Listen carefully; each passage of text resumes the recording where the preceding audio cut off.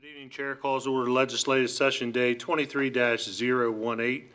Would ask you to please join us in standing for the pledge, followed by the opening prayer. I pledge allegiance to the flag of the United States of America and to the republic for which it stands, one nation, under God, indivisible, with liberty and justice for all. Heavenly Father, as we gather in these chambers this evening, we continue to honor and remember our fallen heroes. We offer up our sincere gratitude to the brave members of our military who have devoted and sacrificed their lives to defend and protect us and our freedoms. May their families be blessed with your solace, strength, and peace.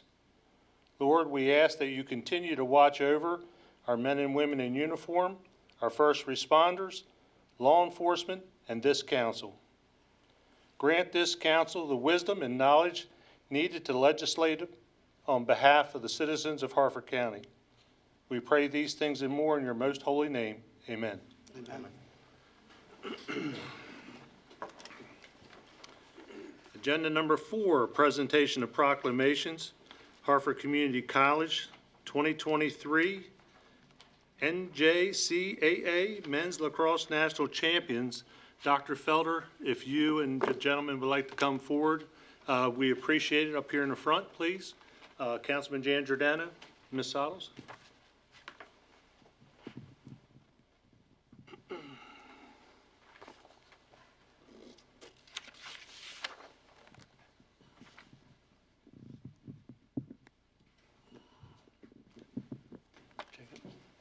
Dio, whenever you're ready, Mr. Fenton.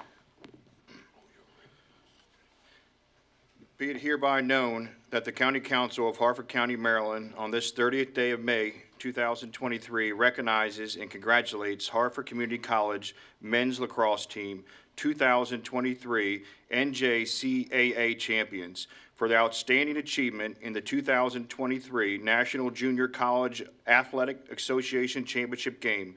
We commend the team, coaches, and Harford Community College for their commitment to academic and athletic success. Thank you, Mr. Penman. Mr. Jan Giordano. So I want to congratulate Coach Ferrardi, right? That's how you say it? So an Italian name, I like that. So great season, great championship. We understand that you had a breakfast with the county executive. Or lunch. We don't have that in our budget to do that. So we'll have to invite you to one of our SIAB dinners, and you come spend an evening with 60 Italian guys, and we'll feed you really good. Dr. Felder, congratulations. Is this your first national championship? No, we've had other national championships. Well, it was a pleasure to host one. Host one. So years ago when I went to Harford Community College, I'm an alumni. This is a proud moment for me, so I'm very happy about that. I know your dad very well, so congratulations to all of you. Appreciate that. So most of you don't know, but in the audience today, we have a 3-time national championship lacrosse player who played on the national championships for Johns Hopkins 3 in a row. Mr. Plumquist over there was on national championships. So I'm sure this means a lot to him. So can I get you to say something? Councilwoman Sottles. I just want to congratulate all of you on behalf of District E and everyone on the council. Congratulations, your hard work and dedication really paid off, so thank you. Just want to say thank you for inviting us out, and this celebration, the proclamation just means a lot, and you know, it's a testament to these guys, and there's about 40 others that couldn't make it tonight, but you know, their hard work and dedication was, you know, excellent all year. So extremely proud of them, and just extremely proud to, you know, bring this one back to Harford County. Awesome. Well, again, thank you to the council for the recognition, and to Coach, who really does a fantastic job with these young men, and the discipline that they show and the hard work and dedication. They're students first, they know I say that, but then they're athletes. They're outstanding athletes that know how to work hard. So we were proud to host this championship in Harford County. That made it extra special. And they've already asked us to do it again next year. So we expect another win. So put it on your calendars and come out and cheer on our team. So thank you so much. Congratulations.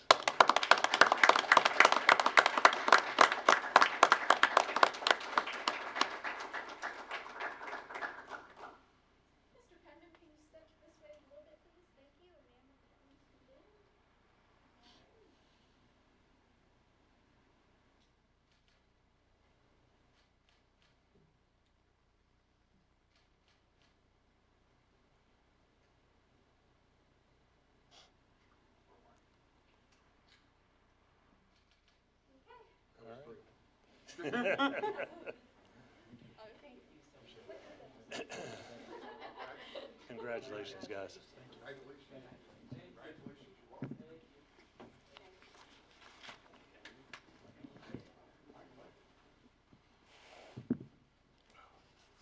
I don't know if I want to give this up. Agenda item number 5, consideration of petitions, applications, appointments, and nominations. A, council appointment, Harford County Community Mediation Commission. May I have a motion?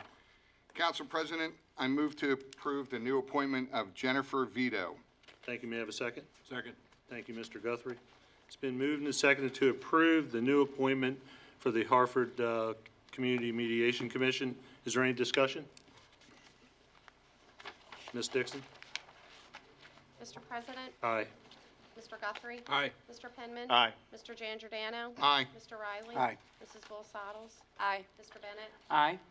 There being 7 votes in the affirmative, 0 in the negative, the appointment is hereby approved. Executive appointments, Harford County Community Mediation Commission. May I have a motion? Council President, I move to approve the following appointments of Melissa Maloney, Judge Tracy Delp, Aaron Callender, Natasha Jackson, Meg Dem, Faith Buxton, Megan Deacon, Cora Grishcott, Elizabeth Mosser Knight, Kenya Davis Hargrove, and Mark Proudfoot. Proudford. Proudford. Yes. And Mr. Penman, we want to separate one individual, please. Is that correct? Yes, Mr. President. Sergeant Dave McDougal from the Sheriff's Office, just because of the relationship I have and my legislative age relationship with Sergeant McDougal. So, council, if I may, we'll go ahead and vote on all the individuals except for the one. Ms. Dixon? I don't believe we have a second. We have the motion. Second. Second. Thank you, Mr. Riley. Thank you, Mr. Kearney. Ms. Dixon? Mr. President, Aye. Mr. Guthrie. Aye. Mr. Penman. Aye. Mr. Giangiordano. Aye. Mr. Riley. Mrs. Bull Sottles. Aye. Mr. Bennett. Aye. There being 6 in the affirmative, 7 in the affirmative, 0 in the negative, the appointments are hereby approved. Mr. Penman, we'll set aside and vote on Mr. McDougal. May I have a motion, please? Council President, I move to approve the following appointments of Sergeant David McDougal, Jr. May I have a second? Second. Thank you, Mr. Riley. Is there any discussion? Ms. Dixon? Mr. President, Aye. Mr. Guthrie. Aye. Mr. Penman. Abstain. Mr. Giangiordano. Aye. Mr. Riley. Aye. Mrs. Bull Sottles. Aye. Mr. Bennett. Aye. There being 6 votes in the affirmative, 1 abstention, the appointment is hereby approved. Local Management Board, may I have a motion? Council President, I move to approve the new appointment of Megan Scott. May I have a second? Second. Thank you, Mr. Guthrie. Mr. Newman, a second. Second. Oh, was it you? I'm sorry. It's okay. I'll make it up. Thank you, Mr. Penman. It's been a second to approve the new appointment for the Local Management Board. Is there any discussion? Ms. Dixon? Mr. President. Aye. Mr. Guthrie. Aye. Mr. Penman. Aye. Mr. Giangiordano. Aye. Mr. Riley. Aye. Mrs. Bull Sottles. Aye. Mr. Bennett. Aye. There being 7 votes in the affirmative, 0 in the negative, the appointment is hereby approved. Agenda number 6, special presentations, fiscal year 24 Citizen Budget Advisory Board Report. Mr. Ondish? Yeah, that'd be great. I see Mr. Stover, Mr. Schertzer, Mr. Tibbs. Eric?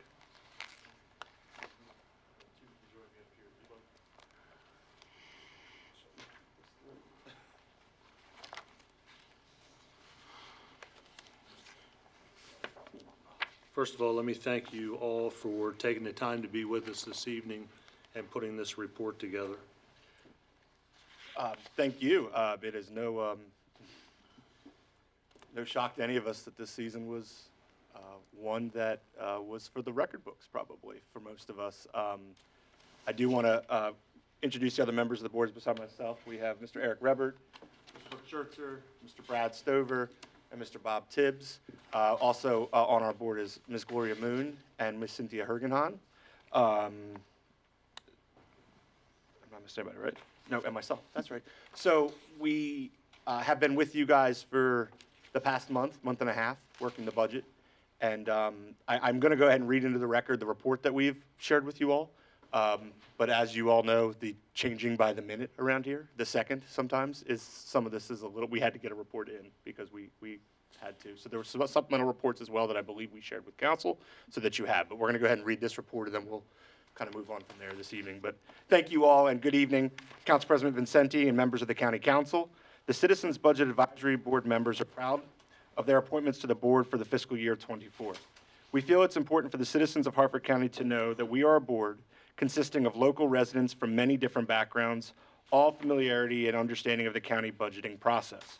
Our members bring a breadth of depth of knowledge with experience in agriculture, emergency services, local governments, business, education, legal, and finance. The county executive's proposed budget for 2024 provided a fiscal challenge primarily from a structural deficit as described by the administration with the reduced revenue projection percentages. The county is said to be bracing for a decrease in revenue that is projected by the Spending Affordability Report. The county has no change in the tax rates for fiscal year 24. And we listened to 4 days of testimony from various department heads and met in closed work sessions to discuss numerous issues relating to the fiscal year 24 budget. Out of those discussions, we created this report, which we will now present to you this evening. It is our hope that you will take into consideration our annotations as you continue to deliberate and move along in the budget process. The Board of Education was funded below the maintenance of effort due in part to legislation allowed from Annapolis. The Harford County government has funded the Board of Education above the required maintenance of effort the past few years. This year, the administration chose to reduce funding by around $19 million. It was recently publicized that the county has made subsequent cuts to other departments within government, and an amendment to add $10 million will be reappropriated to the Board of Education. While we commend the administration's efforts to find an agreement for fiscal year 24, we have reservations regarding the future years. Our board encourages the county administration and Board of Education to have ongoing discussions throughout the next fiscal year to avoid a similar situation in the future. The Citizens Budget Advisory Board is concerned with the change in direction for capital projects, specifically related to the Sheriff's Office, Library, Joppatown Community Center. Rarely do we see such a dramatic change in direction in capital budget projects. The Central Precinct, which was approved in a prior year's budget and commenced work with planning and design in fiscal year 23, has been paused due to what was described as the county executive's prerogative. The Citizens Budget Advisory Board agrees that further discussions need to take place in order for this project to continue to move forward this fiscal year. Also see that Joppatown Youth and Community Center is delayed yet again after waiting multiple years for it to finally begin the planning phase. It has been a project that the Citizens Budget Advisory Board has advocated for in the past, and we largely are disappointed to see it move down in the county's priority list. It is our hope that the action will be taken to move these two projects along as planned and get them back where they have been in the capital budget program and not to be used as a political weapon. It is our fear that the county continues to generate new reports or new projects. These previously approved projects will become even more expensive as the county becomes less of a priority. We commend the incoming state's attorney on her work to reduce her budget line items prior to her first budget hearing. It was disappointing to hear that while she made changes she felt saved county funds, those savings were used to fill state-mandated positions. It left no room for the state's attorney to make changes to her office that were afforded to her when she was elected. It was quite obvious to the Budget Advisory Board that the departments with elected officials appear to have a difficult time in communicating with our new administration. We believe that the state's attorney provides a vital service to our county and recommend the office be appropriately and not funded appropriately and not penalized for being a good steward of county funds. The Citizens Budget Advisory Board was also concerned to see the continued pattern of frat funding to departments with state-supplied funding. The Public Library, Harford Community College, Health Department budgets received no increases for fiscal year 24. As we heard from each of the respective department leaders, county funding is important for them to operate effectively. Even with current increases in state funding, we cannot assume that will be the case for future years. Also, in many cases, the state funding is mandated with specific purposes, making it harder to fund budget needs to retain employees or keep fees low for residents of Harford County. We challenge the administration to continue to work with those organizations affected and seriously reconsider the level of county support should it be needed. The administration presented many changes to funding the county's nonprofits for fiscal year 24, most of which of those have relied on that funding in previous years. It was stated that the same amount of funding would carry over. However, the Citizens Budget Advisory Board was provided evidence that that was not the case. We urge the county to restore those funds as they've intended back to the nonprofits that partner with Harford County and continue to do amazing work, providing much-needed services here for our county. We also recommended that tourism funds from hotel tax be distributed fairly and that process to apply for those funds be less cumbersome and user-friendly. It serves no purpose for tourism funds to go unused because the application process is overly complicated or too much of a challenge to work through, potentially excluding some applicants. We understand the administration has the right to make changes to the budget as they see fit. The Citizens Budget Advisory Board would caution too much change at one time that might lead to a logistical nightmare impacting important services to citizens across the entire county. Lastly, one of the most important topics Citizens Budget Advisory Board would like to cover this evening is pertaining to revenue projections. Our board members asked many questions related to how the county projected its fiscal year 24 revenue. When a county budget's projection is too low, it creates a surplus in fund balances, and unless approved, are not used in the current fiscal year. With the repeated testimony of so many departments requesting additional funding, it concerns us that these projections are inconsistent with the current trends. One of our Citizens Budget Advisory members, Mr. Schertzer, put together a comprehensive financial report which reflects prior revenue projections and the actuals that I hope you will review and give due consideration. It is our intent that the Citizens Budget Advisory Board will continue to review upcoming CAFR and fiscal year 24 revenue actuals. The administration did commit that they would be open to further appropriations during the fiscal year if revenue for fiscal year 23 came in stronger than projected. We encourage those who need it to communicate those concerns so that we do not see a disruption in services to our county residents. It is also our hope that the county employees will see the proposed pay increases both now and the additional amount in January as HR has described. It is important for the citizens to have a say in this process for the approved county budget. More so than in the past few years, we have seen an uptick in public comments over the proposed budget, and this board welcomes the involvement of the concerned citizens. We have seen positive change with this budget through announced agreements and amendments, and it is no doubt a testament to the public's input and you, our duly elected council members. I would like to thank the members of the council for allowing the Citizens Budget Advisory Board to serve another year in our current capacity. You've made us an important part of this process. We would like to continue to be of service to you as you complete the amendment and voting process. In our discussions with council, we would enjoy the opportunity for this board to continue our work throughout the year. The Citizens Budget Advisory members and I appreciate your time this evening, and we're happy to take any questions you may have at this time.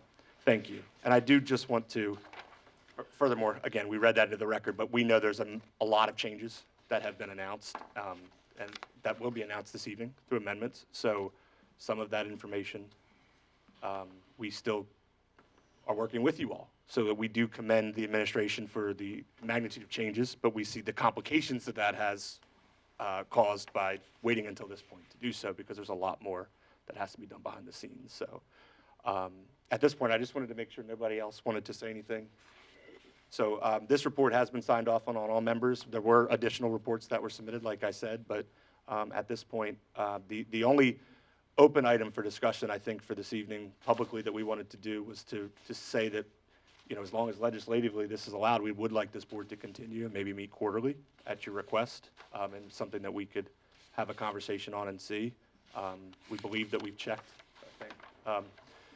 Mr. Stover, he's looked into charter, and we don't think there's an issue with that, but that's something that we would like to have your input on this evening as well. So, Thank you, Mr. Ondish, for your report. Mr. Reppert, anything you want to add?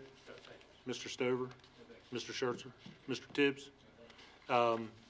Let me thank you again. I'm sure all of my colleagues want to thank you for your service, and I personally would welcome your involvement, say on a quarterly basis, as we move through the year or as needed, if that's allowable. We'll talk to Mr. Kearney about that.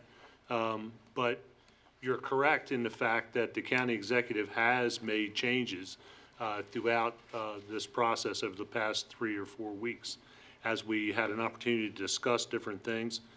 There are some things out there that we feel still need to be addressed, but I can't lose sight of the fact that he did honor mostly, I'm going to just throw it out there, 80% of what we asked for. We agree. With that, I'm going to open up to my colleagues. Mr. Giangiordano? So, Mr. Inish, thank you very much for your report. I want to thank you guys for working diligently on this. And I know you said the reports, have they been emailed to us or anything yet? They've been submitted to council, so they should be to you or your aides. Okay. Look forward to seeing that and Mr. Schertzer's report on that. And I do appreciate Mr. Rebert working with me for the last 4 years, going on to the 5th year. And I also would welcome the continuation of that. I think not only dialogue with us quarterly basis, but as you said, the county executive working with other departments, being a new administration going back. I know we ironed out a couple things, going back and forth. Hopefully next year it's a smoother transition, and curious to see where the revenue is going to be along with everybody else. Hopefully it's more and not less, and we don't wind up in a recession, but we do understand some of the hardships on that, and that's all I have. Thank you, Council President. Thank you. I think we agree there's challenges facing the economy coming, and I think that it's just we need to be prepared that those are coming, but in the timing of where we're at and with the revenue projections the way we saw it, I think that's where we differ in the opinion of the Spending Affordability Committee. Ms. Saddles? Thank you. I'd like to thank my citizen budget advisor, Mr. Stover. His time and dedication throughout this process was incredible. And thank all of you for all of your time. It was a tough process. We had some obstacles, but we made it through, and we really appreciate everything you guys did. So thank you. Mr. Penman?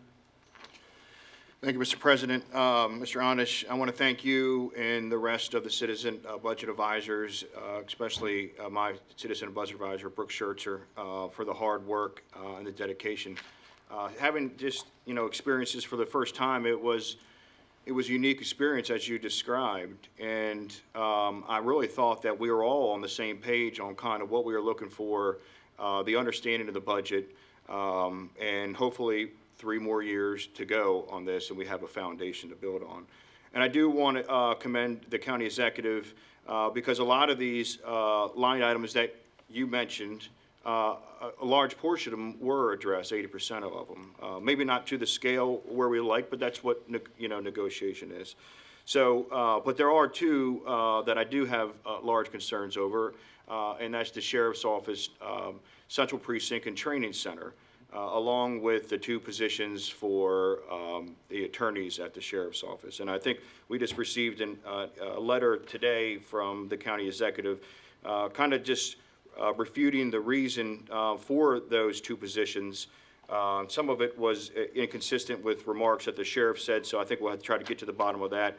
Hopefully I'll speak with the sheriff on that tomorrow and see what his position on that. But again, I just want to thank you all. I think the quarterly meetings would be extremely helpful so we can monitor the different projections and what the fund balances has, so we're not behind the power curve come next March or April. So, thank you. Thank you, Mr. Penman. Mr. Riley? I also wanted to thank you, the Budget Advisory Committee, and Mr. Tibbs, I appreciate you serving on it. Thank you, Mr. President. Thank you, Mr. Riley. Mr. Bennett? Yep, just to ditto all that, thank you all so much. Those were a crazy 4 days. A lot of work happened in that time. I think a lot of the people who presented to us and answered our questions, they walked away feeling like it had been more than 4 days. But I appreciate that you all asked tough questions, that you brought in your own personal expertise. And I also agree with you all on the concerns about revenue projections. I've started looking at all the other counties in the state budgets and looking at what their projected growth is. And to see Harford County last or third to last in it projected income tax and property tax is concerning, because I don't think we're a last place community when it comes to our local economy. And so I look forward to seeing that. And if it turns out that the projections are correct, then that's a conversation about why is our economy lagging behind the rest of the state and fixing that for the future. Because it's concerning to see that, because I don't think of Harford County as being a place that struggles compared to the rest of the state. And I hope to have your support in looking at those numbers and understanding those numbers as we see the money come in throughout the year. Thank you, Mr. Bennett. Mr. Guthrie? Save the last for best, right? We're in the southern part of the county, what do you expect? No, I want to thank you all too, and Gloria Moon, my appointee, she kept me very well versed on everything that was going on, kept me in emails and phone calls. I don't think she sleeps, to tell you the truth. But when they, I guess I had a disadvantage over the 4 new members, because the 4 new members of the council never did a budget before, so they don't know how complicated this budget was. I did 12 other budgets, and I can tell you this is one of the more complicated budgets that I've ever had to deal with. But things have relaxed a little bit in the last couple of weeks, and I wanted to just commend the county executive for he called me up and said, look, he wanted to take a tour of Edgewood and Joppatown and see everything firsthand. So I said, well, great. So he came to Edgewood, met him at the library. Him and I got in his car, and we drove all over, spent a couple hours in Edgewood and a couple hours in Joppatown. And he was surprised at some of the stuff he saw that firsthand that really needed attention. And he moved on the Joppa Community Center. Went over his office after that, a couple of weeks after that, and he changed the budget all around and moved the community center from 2029 back up to 2024.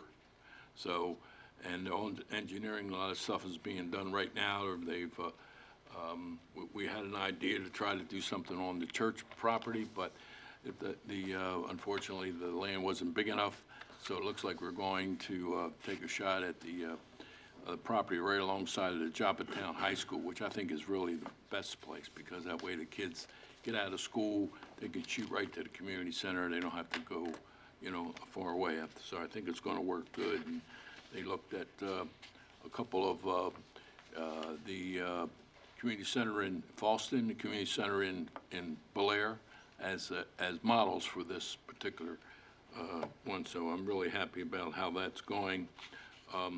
Also, I commend you on the idea of the hotel tax. It's been a thorn in my side for years, because everybody doesn't realize that District A raises about $685,000 a year, with the hotel tax, and we get very few pennies spent in District A, where there's a lot of services needed. So the county executive realizes that too, and we looked at a couple of possibilities of things to do and where to spend some money, and I'm really happy with the way that things are going right now. So I thank you again, all of you, for your hard-earned work. It's a lot of hours spent in, and I made a motion that we would double your salary. That's fantastic. I think that's 2 lunches, Nick. I don't know if Milo has actually approved that yet, but just a few words. We really want to challenge those in District A to apply. There's an application process now, so let's make sure that they apply, and then that those organizations down there that do qualify when those are. Well, and it's not as complicated as before either. Though they have to apply, it's not that complicated, and the county executive pulled it all back and doing it entirely different. And I went to a couple of those meetings, and to see how the new arrangements were going to be, and they are a lot more conducive to the citizens to be able to get. Everybody should be applying then this year. And certainly gives the county executive more leeway to look at different projects also and spend some money. So. And I think the other thing is that this report shows you where we started. And that's why we thought it was important to paint this picture this evening, because it shows the work that you all have done, that we have been somewhat a part of with you, and the change that's made. It shows this process. We could say it was a challenging year, but it should be one we should be very, very proud of, because it shows the process works. and it shows the citizen input works. And that's what we're thankful. All of us and the two that aren't here this evening are very thankful to be a part of this process for all of the citizens of the county. So, as I looked at Mr. Kearney to see the possibilities of moving forward, he gave me a little bit of a wink and a nudge. And we also have Mr. Blumquist sitting in this chamber. I can't imagine why they would not be able to work with us throughout the year. Can you address that, sir? Well, from our perspective, each of you appointed a budget advisor. It wasn't limited just to this budget season. And if your appointees want to continue on and continue to advise the council throughout the year, periodically, that would be up to each of you. Thank you. And then I would just like to, again, speak to the fact that, yes, we had 4 long days of work sessions with each department, the county executive, the sheriff, all of our outside agencies that we do fund. But the reality of it is this group worked with us daily throughout this whole process and dove deeper to help us better understand this $1.2 billion budget. As I said before, we don't receive this budget until April 14th. And our first budget work session was 4 or 5 days later. So it's difficult for us to be able to evaluate that entire budget in 4 or 5 days. So thank you for your expertise, many of you, and your help getting us through that. So with that, thank you, Mr. Ondish. I'm sure that each council member will be reaching out to their representatives and asking you to stay in touch. And I'll put a little proposal together with the council Yes. administrator and maybe give you guys how it could look moving forward, and maybe we could start something new here. Perfect. So thank you all very much. Thank you. And thanks to this great group and the Gloria and Cynthia as well, who did an amazing job with us. Thank you. Thank you guys. Thank you. Agenda item number 7, approval of minutes, legislative day 23-017, May 23rd, 2023. Are there any corrections to the minutes? There being no corrections, the minutes stand approved. Agenda number 8, introduction and consideration of resolutions, we have none. 9, introduction of bills, we have none. 10, introduction and consideration of amendments. Amendments 1 through 15 to Bill 23-010. I do believe there's been a request to separate one of the amendments out. Is that correct, Mr. Riley? Yes, if, Mr. President, if you'll separate out amendment number 4. So, Mr. Penman, if you would read in amendments 1 through 3 and 5 through 15. They were. Oh, I'm sorry, they were. Yes, I'm sorry. Make a motion, Mr. Penman. Make a motion to reintroduce them? No, to approve them. 1 through 3. 1 through 3, 5 through 15, please. Mr. President, I make a motion to approve amendments 1 through 3 and amendments 5 through 15. Second. I'll second. Thank you, Ms. Sottles. It's been moved and seconded to approve amendments 1 through 3, 5 through 15 to Bill 23-010. Is there any discussion? Mr. Riley, you asked to separate one. Yes, I'd number like you to 4. speak to it. I'd like to separate amendment number 4, striking the 25 feet perimeter around the property to 50 feet. Any other discussion, Mr. Giangiordano? Yes, Council President. I also am in agreement with amendment number 4, taking it from 25 feet back to the 50 feet. Just my concern that this is something new for the county. I'm concerned about what's going to happen in the next year with people potentially putting out chicken coops all over. We don't know what it's going to be. As Jacob Bennett said down there, the price of a Happy Meal. You know what a Happy Meal is? A Happy Meal is a snake that gets a chicken and an egg at the same time it gets to eat it. So that's a Happy Meal. The cost of a chicken coop certainly is not cheap. All the supplies and everything, we did a little research on that. You're looking at minimum of probably $1,000 by the time you're all in with supplies, building it and setting it up, and it can go up from there. So I don't think anybody's building a chicken coop to offset the price of eggs, which has certainly dropped down to, as Jacob said, 99 cents a dozen in some places, some other that. Part of that reason wasn't due to the pandemic, was due to the avian flu, which killed 22 million birds. So I think this is more of a fact that some people want chickens. I've talked to numerous people. Some people didn't know there was even a law that said they couldn't have chicken coops. They've got them on properties that are 3/4 of an acre. And of course, this is an enforcement. If somebody calls and complains, they're going to come out and they're going to enforce this law, and that is well below an acre. They're going to enforce the law that you shouldn't have a chicken coop on there, but most people have not been called on that. But I have talked to a few people in my area. They're not keen on the idea of there being a chicken coop on somebody's property where there's an acre of land and they're surrounded by half an acre, 3/4 of an acre, for the reasons, rodents, snakes. Now, the snakes do kill some of the rodents, but they also eat the chickens and the eggs. Like I said, that's a snake's happy meal. So that's where I come with that, Council President. Thank you. Thank you, I think. Anyone else? Ms. Dixon. Council President? I'm sorry, Mr. Bennett.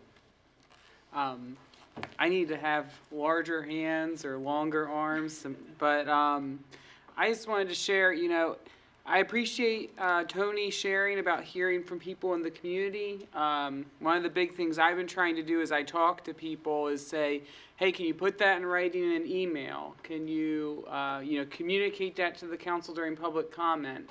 If you have an opinion on something, it's very hard to just say to other council members, I heard this from people, because it's hard to quantify that. It's hard to understand where that's coming from, the intensity of their emotion behind their statement, with just hearing that we've heard from people. And when I'm voting tonight, I'm voting based on who came to the public comments, who emailed us, who's called us, because, that's the only community feedback that I have to act on.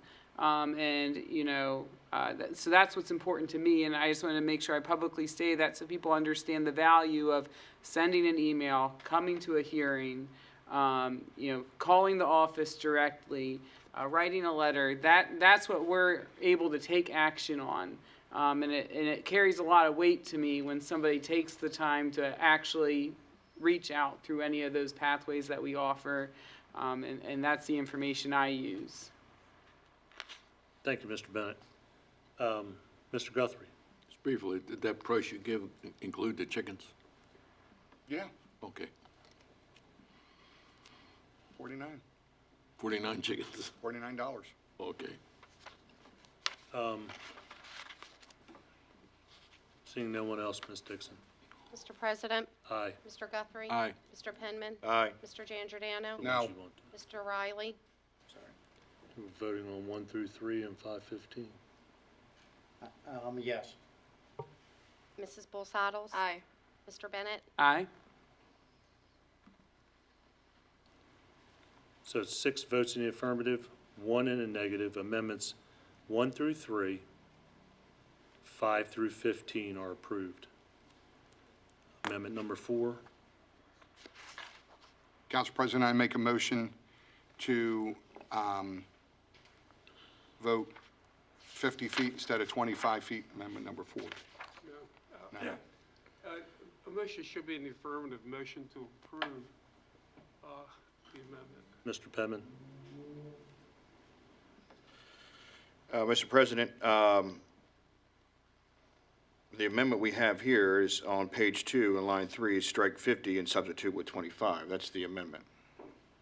Right, but it still needs to be moved. You need to make a motion. I'll make a motion to approve amendment number 4 on page 2 in line 3, strike 50 and substitute 25. Is there a second? Second.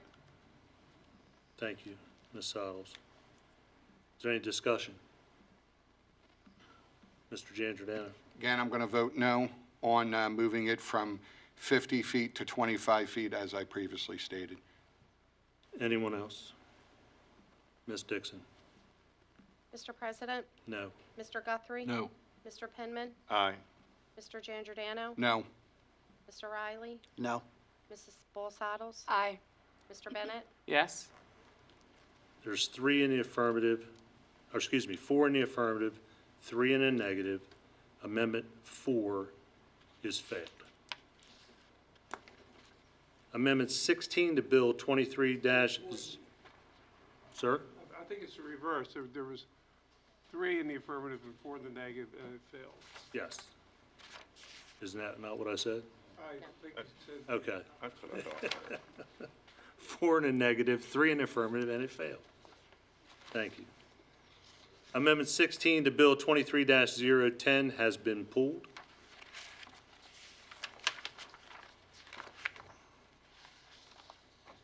Mr. Penman, please read Amendment 17 to Bill 23-10. Amendment number 17, on the title page in 6th line after coop, strike the semicolon and insert "and homestead chicken." Have a motion, please. Mr. Penman, Mr. President, I make a motion to approve amendment number 17. may I have a second? I'll second. Thank you, Ms. Sottles. It's been moved and seconded to approve Amendment 17 to Bill 23-010. Is there any discussion? Ms. Dixon? Mr. President, Aye. Mr. Guthrie. Aye. Mr. Penman, Aye. Mr. Giangiordano. No. Mr. Riley, Aye. Mrs. Boldsaddles. Aye. Mr. Bennett, Aye. Being 6 votes in the affirmative, 1 in the negative, Amendment 17 to Bill 23-010 is hereby approved.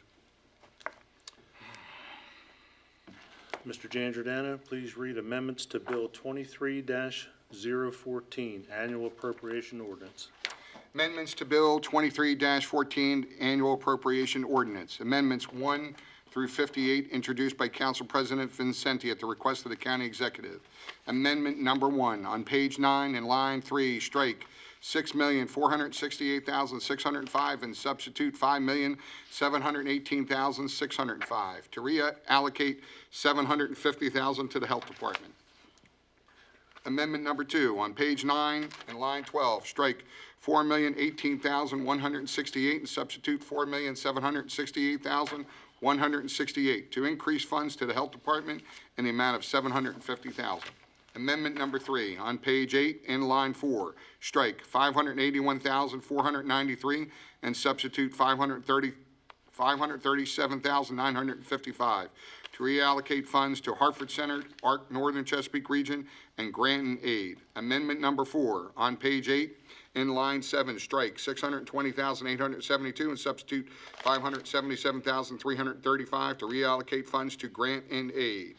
Amendment number 5, on page 9 in line 9, strike $694,745 and substitute $702,215 to increase funding to the Harford Center. Amendment number 6, on page 9 in line 10, strike $2,241,950 and substitute $2,249,580 to increase funding to the ARC Northern Chesapeake Region.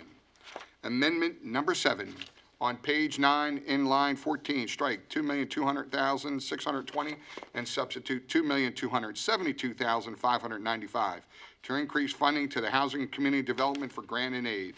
Amendment number 8, on page 9 in line 5, strike $2,051,242 and substitute $1,949,383 to reallocate $101,859 from a vacant position in Community Services to Economic Development. Amendment number 9, on page 8 in line 22, strike $769,273 and substitute $679,830 to reallocate $89,443 from a vacant position in Planning and Zoning to Economic Development. Amendment number 10, on page 13 in line 9, strike $2,733,521 and substitute $2,924,823 to add funds to economic development in the amount of $191,302. Amendment number 11, on page 7 in line 8, strike $63,512,089 and substitute $73,512,089 to increase fund balance appropriated and provide funds to Board of Education instructional salaries in the amount of $10 million. Amendment number 12, on page 12 in line 4, strike $186,752,192 and substitute $196,752,192 to increase Board of Educational instructional salaries in the amount of $10 million. Amendment number 13, on page 7 in line 8, strike $63,512,089 and substitute $63,662,089 to increase fund balance appropriated and provide funds to the Sheriff's Office Administration in the amount of $150,000. Amendment number 14, on page 9, in line 19, strike $9,620,301 and substitute $9,770,301 to increase Sheriff's Office Administration in the amount of $150,000. Amendment number 15, on page 7 in line 8, strike $63,512,089 and substitute $63,922,089 to increase fund balance appropriated and provide funds to the Office of the State's Attorney in the amount of $410,000. Amendment number 16, on page 11 in line 16, strike $9,250,401 and substitute $9,660,401 to increase the Office of the State's Attorney in the amount of $410,000. Amendment number 17, on page 35 in line 15, strike $1,525,000 and substitute $3,775,000 to increase federal grant in the amount of $2,250,000 in general broadband infrastructure capital project. Amendment number 18, on page 36 in line 4, strike $5,570,000, substitute $7,820,000 to add federal ARPA in the amount of $2,250,000 to the general broadband infrastructure capital project. Amendment number 19, on page 35 in line 14, strike $38,200,000, substitute $41,807,000 to increase state funds in the amount of $3,607,000 for the Bel Air Library renovations capital project. Amendment number 20, on page 37 in line 17, strike $575,000 and substitute $4,182,000 to increase the library, Bel Air Library renovations capital project in the amount of $3,607,000. Amendment number 21, on page 40 in line 7, strike $3,200,000 and substitute $3,600,000 to increase state program open space funds in the amount of $400,000. Amendment number 22, on page 40 in line 26, strike $1,675,000 and substitute $2,075,000 to increase Parks and Rec Parkland acquisition capital project in the amount of $400,000. Amendment number 23, on page 40 in line 8, strike $525,000 and substitute $3,525,000 to increase other funds to accept donor contributions in the amount of $3 million. Amendment number 24, on page 40 between lines 14 and 15, insert the following. Cedar Lane Park improvements, $3 million, to add the Parks and Recreation's capital project, Cedar Lane Park improvements in the amount of $3 million. Amendment number 25, on page 41 in line 6, strike 0 and substitute $213,964 to increase prior bonds in the amount of $213,964 to correct insufficient funding source. Amendment number 26, on page 41 in line 17, strike $213,964 and substitute 0 to correct insufficient funding source on a water and sewer Oakland Manor Job Area Sewer Relief Capital Project. Amendment And those numbers were in parentheses, sir. on page 41 in line 17, strike in parentheses, negative $213,964 and substitute 0. Amendment number 27, on page 41 in line 6, strike 0 and substitute in parentheses, negative $213,964 to correct insufficient funding source on the water and sewer Oakland Manor Job Area Sewer Relief Capital Project. Amendment number 28, on page 41 in line 18, strike $499,964 and substitute $286,000 to correct insufficient funds on the water and sewer pumping station improvements capital project. Amendments number 29 on page 41 between lines 6 and 7. Insert the following. Other, $214,738. To add the funding source, other funding in the amount of $214,738. Amendment number 30 on page 41 in line 18, strike $499,964 and substitute $714,702 to increase other funding in the amount of $214,738. Amendment number 31 on page 42 in line 6, strike 0 and substitute $188,620 to increase prior bonds in the amount of $188,620 to correct insufficient funding source. Amendment number 32 on page 42 in line 15, strike $1,506,992 and substitute $1,318,372. Again, sir. the Negative. breath in parentheses. Okay.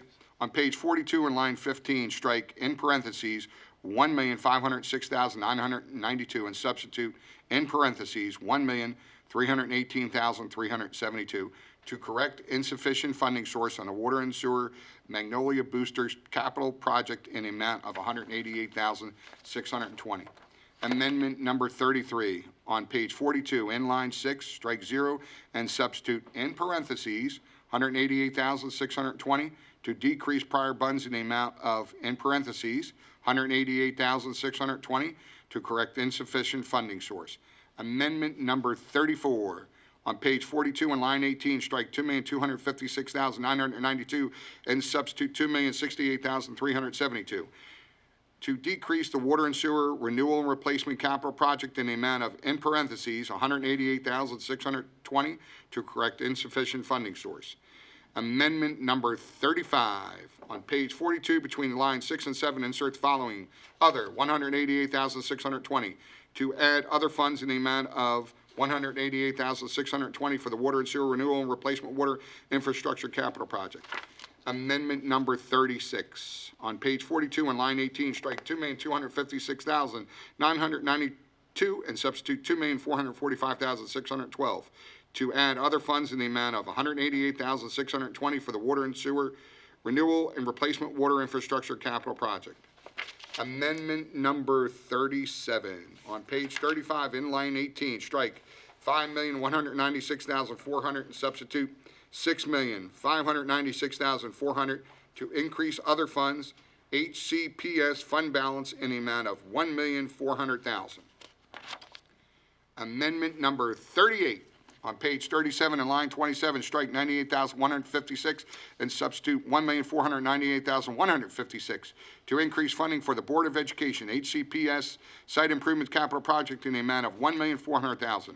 Amendment 39 on page 35 in line 18, strike $5,196,400, substitute $5,696,400 to increase other funds HCP fund balance in the amount of $500,000.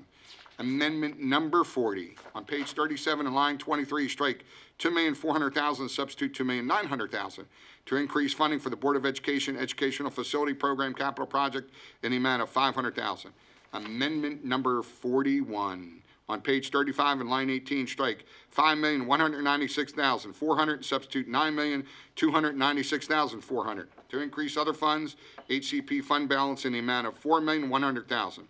Amendment number 42 on page 37 in line 24, strike $450,000 and substitute $4,550,000 to increase funding for the Board of Education Fleet Replacement Capital Project in the amount of $4,100,000. Amendment number 43 on page 35 in line 18, strike $5,196,400 and substitute $15,851,042 to increase other funds HCP fund. That's $851,000, sir. $15,851,042 to increase other funds HCP fund balance in the amount of $10,654,642.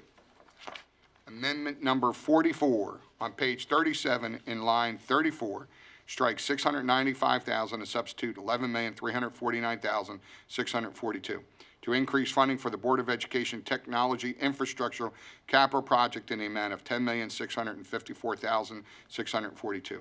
Amendment number 45 on page 35 in line 18, strike $5,196,400, substitute $7,323,400 to increase other funds, HCP fund balance in the amount of $2,127,000.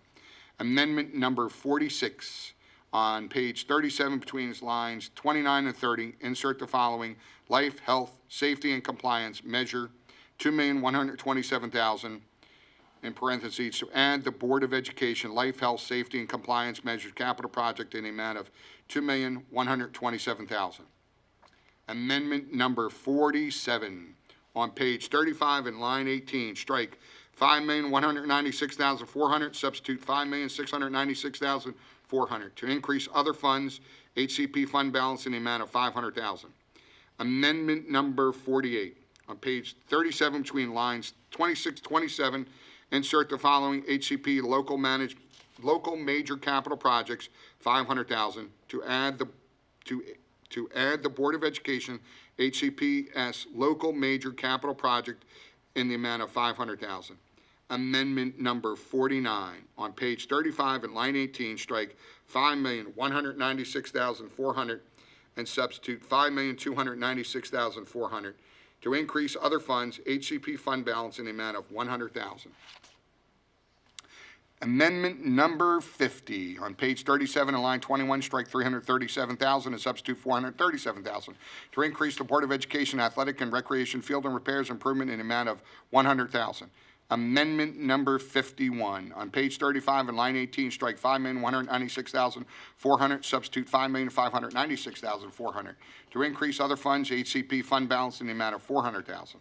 Amendment number 52 on page 37 between lines 26, 27, insert the following: HCPS facility repair program, $400,000 to add the Board of Education HCPS facility repair program capital project in the amount of $400,000.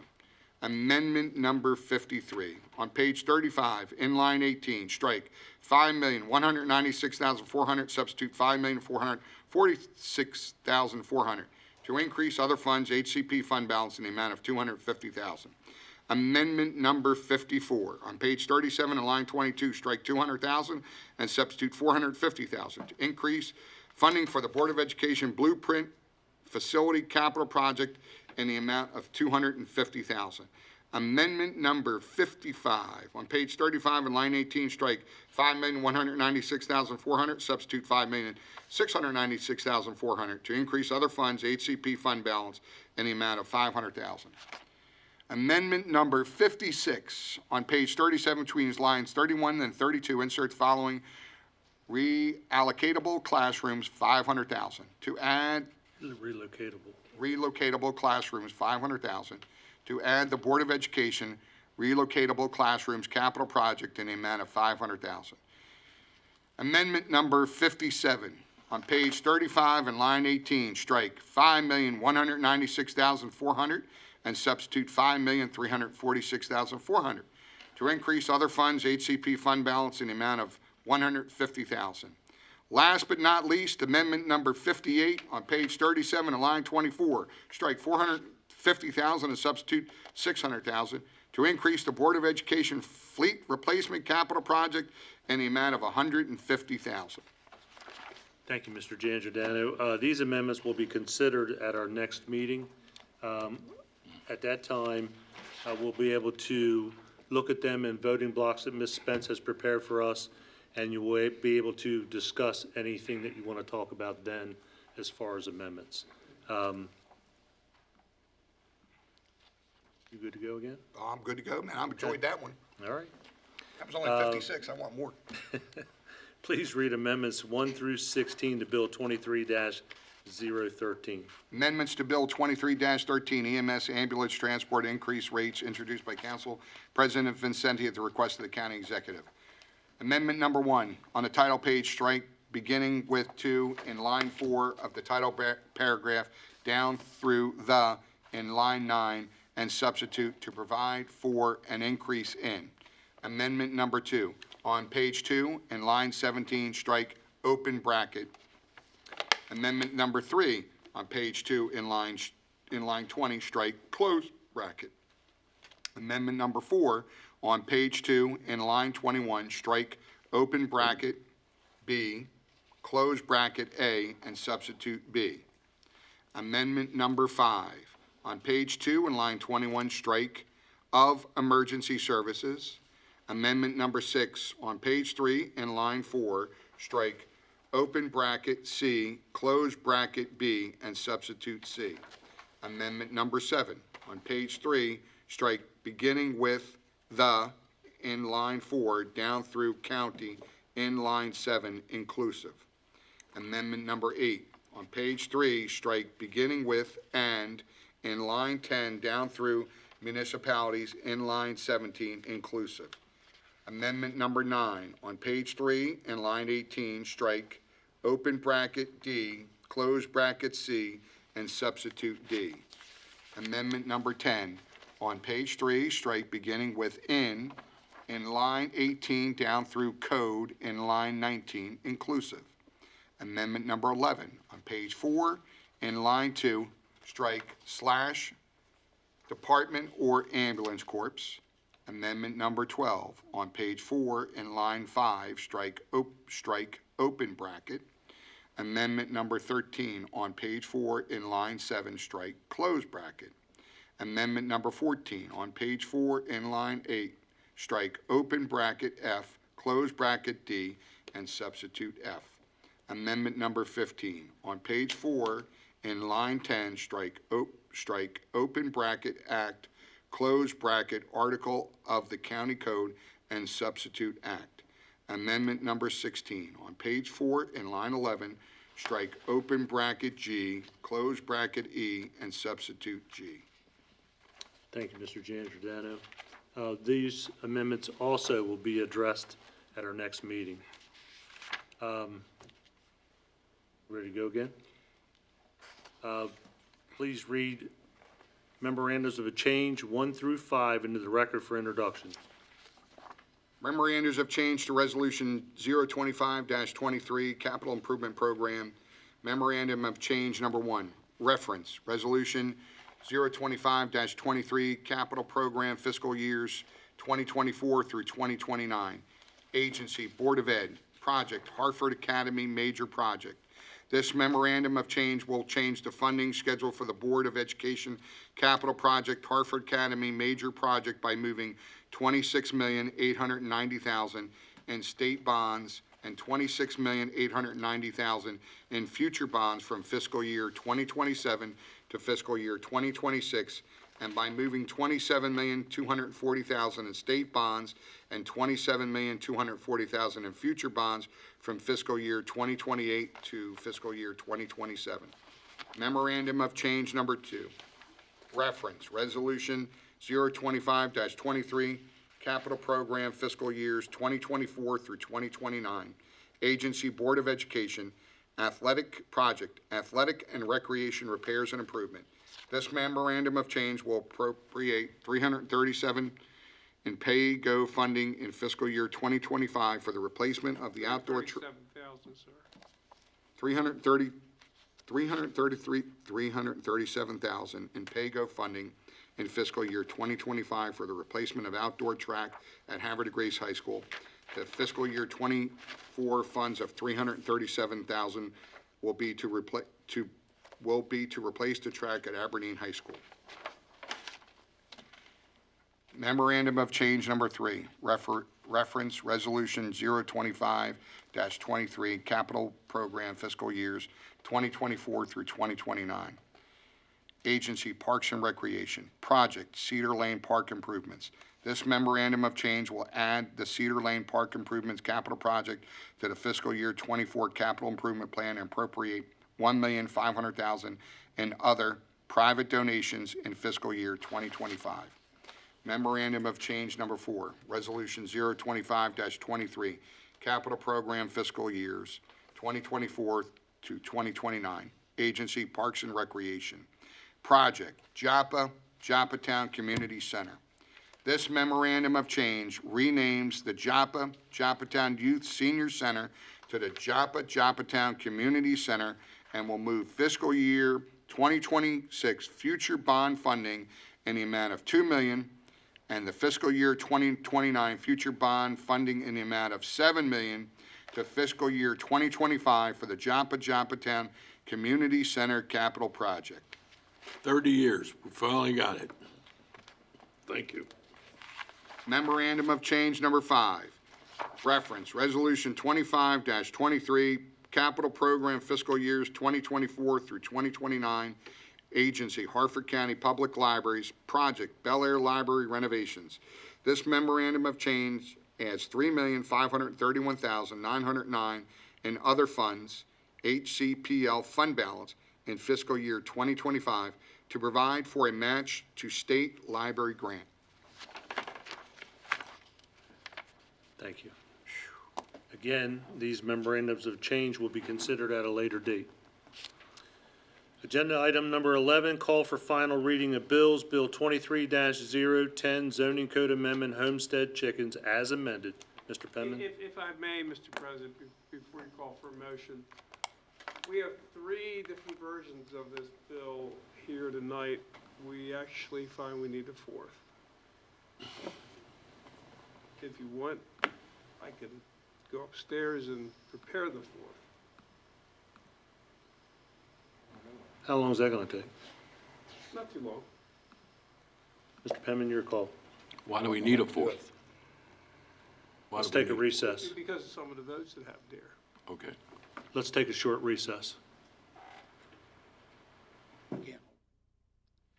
Agenda item number 11, call for final reading of bills. Bill 23-010, zoning code amendment, homestead chickens, as amended. Mr. Penman? Council President, I move to approve Bill 23-010, zoning code amendment, homestead chickens as amended. Thank you. May I have a second?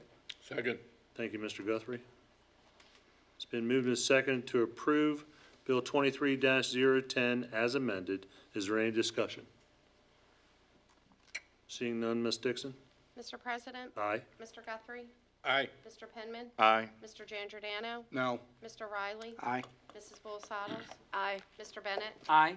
There being 6 votes in the affirmative, 1 in the negative, Gotta enforce it. Bill 23-013 as amended is hereby approved.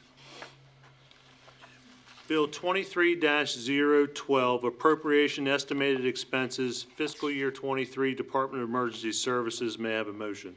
Council President, I move to approve Bill 23-012. Thank you. May I have a second? Second. Thank you, Mr. Riley. It's been moved and seconded to approve Bill 23-012. Is there any discussion? Mr. President. Ms. Penman? I want to discuss my conflict position on this appropriation bill. I am in complete support of EMS program and hope it is extremely successful in the future. I thank all those EMTs and paramedics that are working hard, saving lives.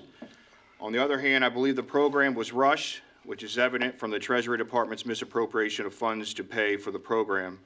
I firmly believe that ensuring the financial needs were available prior to initiating the program should have been the first step. Based on the charter violation that I have observed in the appropriations, in this case, and this case being turned over to the state prosecutor's office, and the violation of the fiduciary responsibility, I will be abstaining from this vote. Thank you, Mr. Penman. Is there anyone else? Mr. Riley? Yes, I don't know if the county attorney would like to address the comments made tonight. If not, that's fine, but I'll give you that opportunity.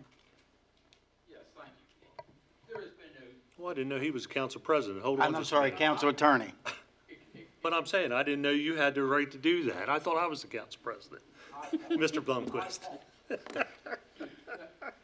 want to be clear, there's been no charter appropriation. Come forward. I'm sorry, I keep forgetting, I'm easily bored. I'm sorry. That's okay. There has been no charter violation. There has been no expenditure of funds, there has been no appropriation of funds outside of the approval of this council. The Department of Emergency Services is working under its current budget. If this bill is not approved, the Department of Emergency Services will not make it through the fiscal year. Services will have to be discontinued because there will be insufficient funding. But no funds that have not been approved by this council have been appropriated, have been debited to any account electronically, have been expended by any check. So there has been no misappropriation of funds. When the department, when the Harford County Volunteer Fire and Emergency Medical Services Foundation decided to change the way they supported emergency medical system services, that had a budgetary impact. That impact has been made known, and it's been discussed.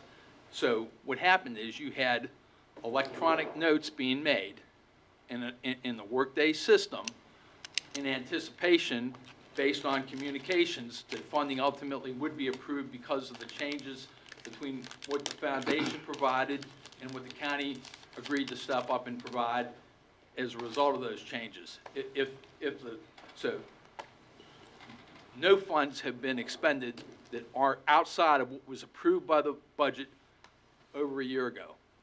But there's insufficient funding, given the changes that have been contemplated and that have been set in motion to continue to support all the emergency medical services if the allocation that's been requested, $7 million allocation that's been requested, has not been approved. I mean, we welcome any kind of criminal or civil investigation, because we have not violated any laws. We have not violated the charter. It's upsetting that that's been alleged. We'll deal with it. But that's the situation. The level of services that now is being provided will not be continued to be provided through the fiscal year. And just understand, you're talking about, with your operating budget and your capital budget, really over $1.2 billion. There's a lot of entries. There's a lot of year-end entries that are made. So electronic bookkeeping was started, entries were started to be contemplated and staged so they could be made, because when the approval comes, there's going to be less than a month to make the changes that are necessary, in addition to doing all the bookkeeping that's necessary to close out the fiscal year 2023 and get ready to open the fiscal year 2024. And of course, and have discussed, at some great length here, what's been involved in the budget, and that's been a little bit more complicated than usual. So there's a lot of bookkeeping that hardworking people at Treasury are doing to try to do all the reconciliations that are necessary when we're talking about the level of funding that we're talking about. And Mr. Sandless would be here to address it, but Mr. Sandless is away on his wedding. So that's why I was asked to step in and address it. I hope that provides some clarification. Thank you, Mr. Blumquist. Anyone else? Mr. Penman? Thank you, Mr. Blumquist. So are you saying that the funds were not transferred from the fund balance over to emergency services, $7 million to be exact? What I'm saying is, no funds were expended that had not been appropriated. So so you keep ledgers, and so when you anticipate transactions coming, you start to make the ledger entries in anticipation of those actions. If the approval doesn't come, those ledger entries are reversed. The approval hasn't come, so those ledger entries have been reversed. But it's like making notes. It's like making notes in your notebook when or you're contemplating changes and you want to do the balancing that you're going to need to do if those changes take place. And that's what happened. But no accounts were credited, no funds to employees, to contractors, to vendors were debited with funds that had not been pre-approved by this council during the budget process.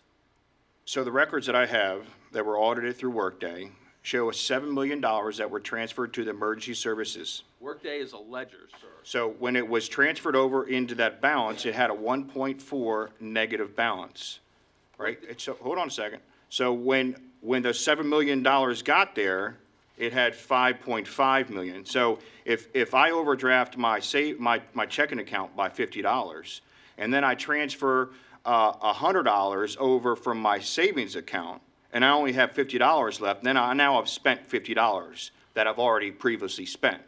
So if the new balance shows roughly 5.5 million, then that means that money was spent. Secondly, the county treasurer has, in a letter to the county council, admitted that it should not have been done. He apologized for being done and then returned the $7 million back to the general fund, which again is another charter violation. Now, Workday is not a payment. Workday is ledger entries. No, there is still today, and I double-checked this with budget management. There is still 1.5, almost $1.6 million in the Department of Emergency Services account approved and unencumbered. Unencumbered meaning it's not already an account payable. So there, today, as we sit, and that's without the $7 million transfer, there are funds sitting, unexpended funds, to the tune of over 1.5 million, sitting in the Department of Emergency Services account. In other line items. So if that's the case, No, for expenditures, right, for volunteer fire companies For and the expenditures to be paid. administrations. But if that's the case, why do they transfer there through Workday to begin with? because Workday is a ledger account, and so when you anticipate, again, it's exactly what I said. When you anticipate, you got a month, you have less than a month to close the books. We start closing the books in January. The Department of Treasury and the people start closing the books in January. If you anticipate an unanticipated $7 million and all the different disbursements that are gonna have to be made for the expenditures that are anticipated to be encompassed within that, the people of Treasury like to get the show on the road before the money starts actually being transferred, and that's what they did. They started setting up the accounts to move the money. As soon as this council indicated, we haven't approved that money, the treasurer said, all right, we'll remove that electronic bookkeeping note from Workday, and that's what Workday is. That's why it's called Workday. It's a workable paper tracking system. But it's not like moving money from a county bank account into an employee bank account, into a vendor bank account, or like writing a check that now is legal tender that you have to pay out of your account. That's why I say there's really about 3.1 million, but 1.6 million of that's encumbered. So you can't count that still of approved funds in the Department of Emergency Services. Mr. Blumquist, if I may, Mr. Pittman, let's just move on. That's fine. Any council, anyone else? Questions or comments? Either one, Mr. Bennett. I just wanted to say I support the money being moved over. I think it's important that we fund this work that we've already started. People have gotten jobs, and you can't take those jobs away after somebody got hired 3 weeks ago. But I do share those frustrations over just how this process has been handled from January on. Now, obviously, it's an emergency situation. But, I think if this money had been asked for a month sooner, a lot of this wouldn't be happening right now where, if we need $7 million to last until the end of the fiscal year, I don't know how far that 1.5 million is going to go. Is that another week, another 2 weeks? Not gonna go to the end of the fiscal year. Yeah, so obviously not a good position to put yourselves in ever, to then necessitate that our vote has to happen. Essentially it's not breaking the rules in regards to, you haven't overspent, but the spirit of the rules have been broken in the fact that the money has been budgeted to be spent before it's been approved. So, I have frustrations over the process, but at the end of the day, the money's important in order to continue important services. So I support passing the bill to send the money over to emergency services. So clearly, there'll be further discussions, and maybe not in this chambers, maybe somewhere else. But for tonight, I'd like to go ahead and call for a motion. Mr. Jandriano. Council President, I move to approve Bill. I'm sorry. We already have a motion in a second. We did, that's right. We did, I'm sorry. Discussing the bill. Ms. Dixon. Mr. President? Aye. Mr. Guthrie? Aye. Mr. Penman? Abstain. Mr. Giangiordano? Aye. Mr. Riley? Aye. Mrs. Bull Saddles? Aye. Mr. Bennett? Aye. There being 6 votes in the affirmative, 1 abstention, Bill 23-012 is hereby approved. Agenda item number 12, enrollment of bills, Bill 23-010, zoning code amendment, homestead chickens as amended, and Bill 23-012, appropriation estimated expenses, fiscal year 23 Department of Emergency Services are certified as being the text finally passed. 13, unfinished business, we have none. 14, new business, council contracts. Council, you have before you the fiscal 24 contracts for our personnel committee, or excuse me, for our outside counsel, the zoning examiner, people's counsel, and the associate people's counsel. The personnel committee recommends the approval of these contracts. And with that, I'd like to have a motion on Mr. Cahoe, please. Council President, I move to approve the fiscal year 24 contract for Robert F. Cahoe Jr. as zoning hearing examiner. Second. Second. Second. Thank you, Mr. Guthrie. It's been moved and seconded to approve Mr. Cahoe. Is there any discussion? Ms. Dixon? Mr. President? Aye. Mr. Guthrie? Aye. Mr. Penman? Aye. Mr. Giangiordano? Aye. Mr. Riley? Aye. Mrs. Bull Saddles? Abstain. Mr. Bennett? Aye. There being 6 votes in the affirmative, 1 abstention, the fiscal year 24 contract for Mr. Cahoe, Jr., zoning and hearing examiner is hereby approved. Brian Young, People's Counsel, may I have a motion? I move to approve the fiscal year 24 contract for Brian K. Young as People's Counsel. May I have a second? Second. Thank you, Mr. Riley. It's moved and second to approve Mr. Young's contract. Is there any discussion? Ms. Dixon? Mr. President? Aye. Mr. Guthrie? Aye. Mr. Penman? Aye. Mr. Giangiordano? Aye. Mr. Riley? Aye. Mrs. Bull Saddles? Aye. Mr. Bennett? Aye. There being 7 votes in the affirmative, 0 in the negative, the fiscal year 24 contract for Brian Young, People's Counsel, is hereby approved. Mr. Andrew Chabalewski, Associate People's Counsel, may I have a motion? Council President, I move to approve the fiscal year 24 contract for Andrew Chabalowski as Associate People's Counsel. May I have a second? Second. Thank you, Mr. Riley. It's moved and second to approve Mr. Chabalowski. Is there any discussion? Ms. Dixon? Mr. President? Aye. Mr. Guthrie? Aye. Mr. Penman? Aye. Mr. Giangiordano? Aye. Mr. Riley? Aye. Mrs. Bull Saddles? Aye. Mr. Bennett? Aye. Being 7 votes in the affirmative, 0 in the negative, the fiscal year 24 contract for Andrew Chabalowski, Associate People's Counsel, is hereby approved. B, executive request. On May 24th, County Executive sent over a request to withdraw Bill 23-015, which was the amendment to Chapter 28, Fire and Ambulance and Rescue Organization. Has been some discussion and some concern within the Chiefs Association and others. So at the request of the County Executive, this bill has been withdrawn. Agenda number 17, comments and input from attending citizens. Ms. Dixon. Mr. President, we have one this evening. John Malamo.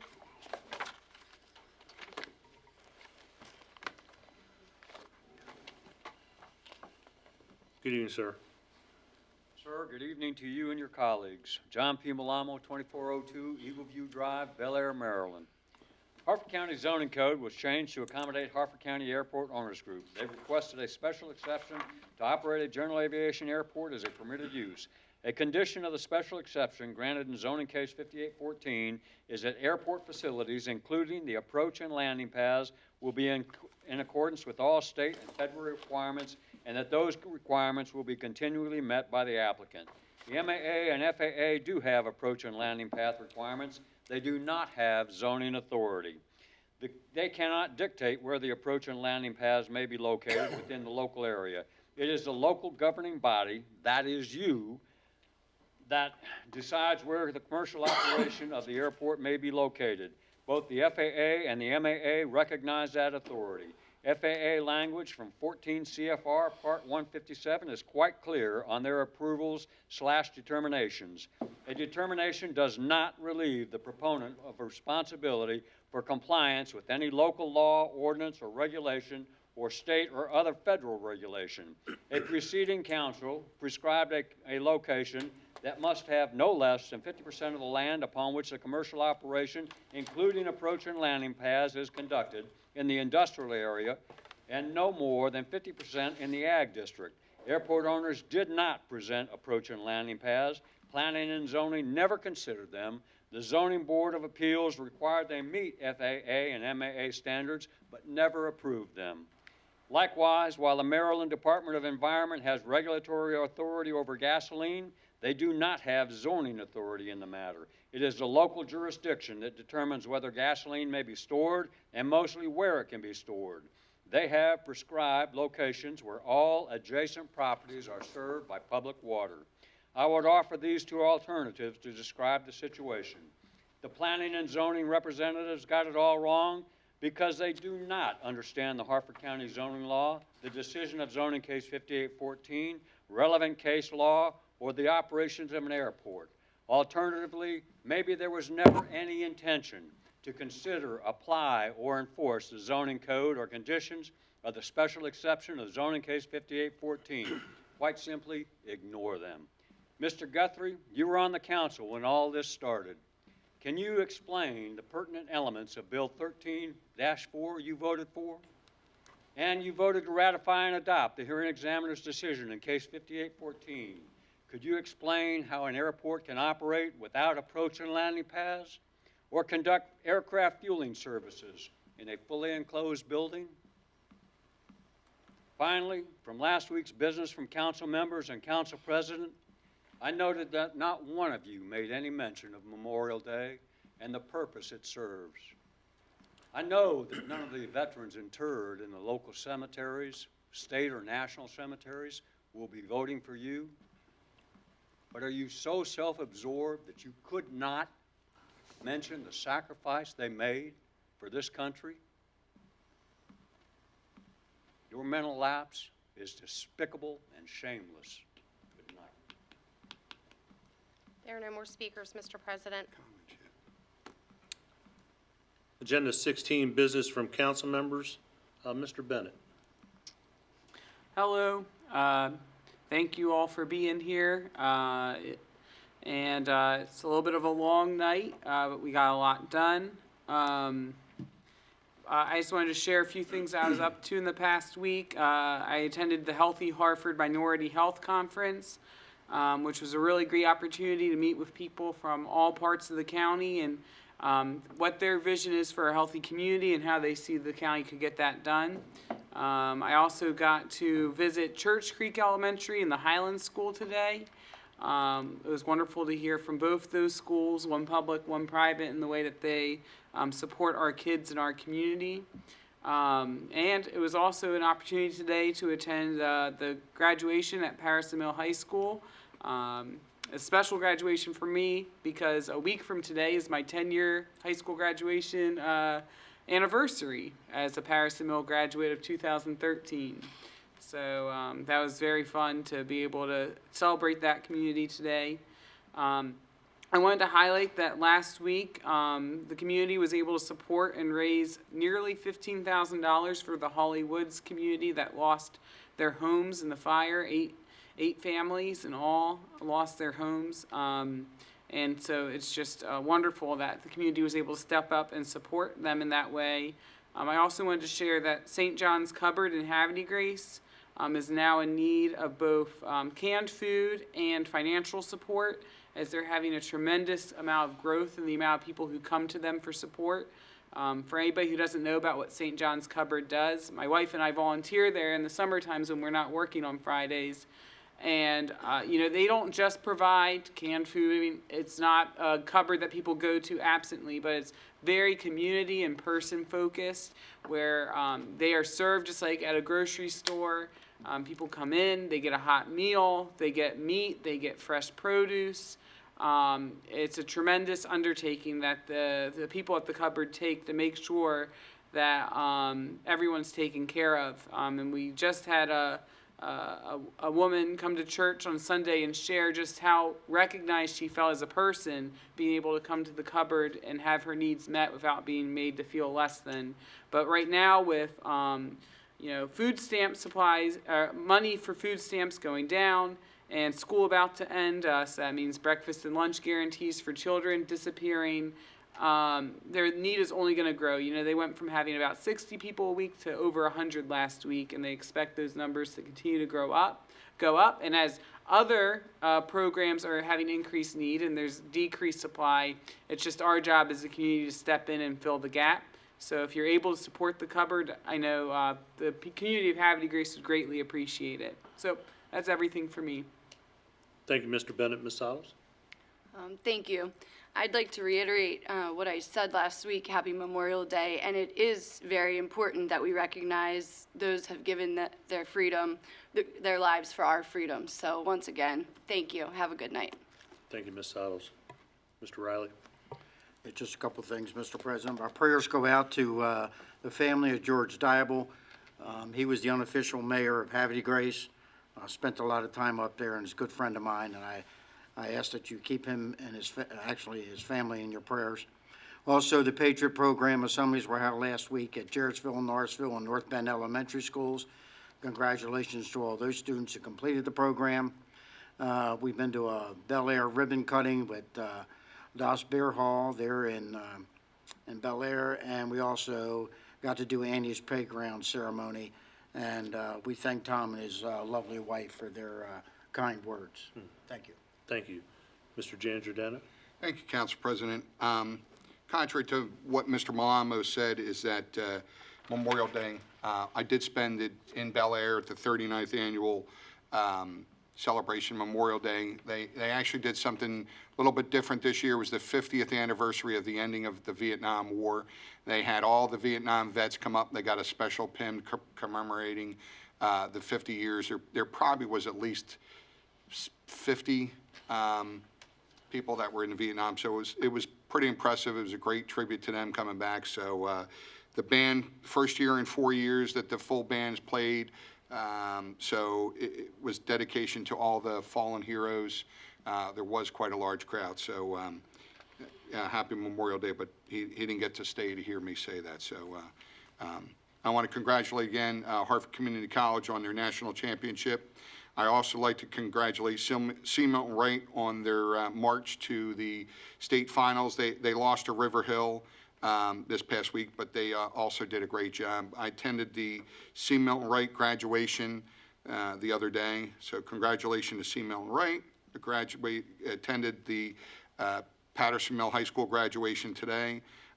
Also did the grand opening of Das Beer Hall, helped them get that open. They were very appreciative, and it looks like it's very busy. Then I want to congratulate Dion on all his hard work on getting his funding for the Japatown Community Center, and hopefully they name that the Guthrie Community Center. So we'll see. The dental center. And first of all, Dion, it's Bel Air, not Blair. So Blair. Just make sure you correct that. And also Baltimore. was with other council people at Annie's Playground. I remember that that horrific day that happened to Annie. I also lost my niece about a week before that too. So all in all, I thank you very much, Council President. Thank you, Mr. Giangiordano. Mr. Penman? Thank you, Mr. President. I just want to thank all those that were involved in working on the homestead chicken legislation. This was really initiated from constituent request and developed with community input. So thank you for all my colleagues that helped with that. I know it's not exactly what everyone wanted, but it was progress, and I think we could take that away from it. Also, I had some good news. I know we got a recent budget update on the interest income from the county operating cash, which means that, from my understanding of money in the bank, I think it was projected at 3.2. Last week it was at 4.5 million, and it's projected to be 18 million. So that should help with some of the expenses going forward. With that, that's all I have, Mr. President. Thank you, Mr. Penman. Mr. Guthrie? Thank you, Mr. Guthrie. Mr. Guthrie. You've been called a lot of names in your life, but you've never been called one of them. I'll take that as a compliment. I'm sorry that Mr. Milano, he runs his mouth sometimes and says all the wrong things, and it's a shame we can't correct people when they make statements that aren't true, and then he doesn't stay here to see. I'm sure President Vicente will have something to say, because I guess he didn't hear President Vicente's prayer before we started this meeting about our soldiers, and myself also, and took my wife and my mother-in-law down to see my father-in-law, who was died about 10 years ago, and he was a veteran of the World War II, and he was a tremendous amount of medals. He had 2 Bronze Stars. He had he had 2 Purple Hearts, a Bronze Star, and a number of other medals, German medal and everything else. He was in the Anzio. He landed in Anzio, and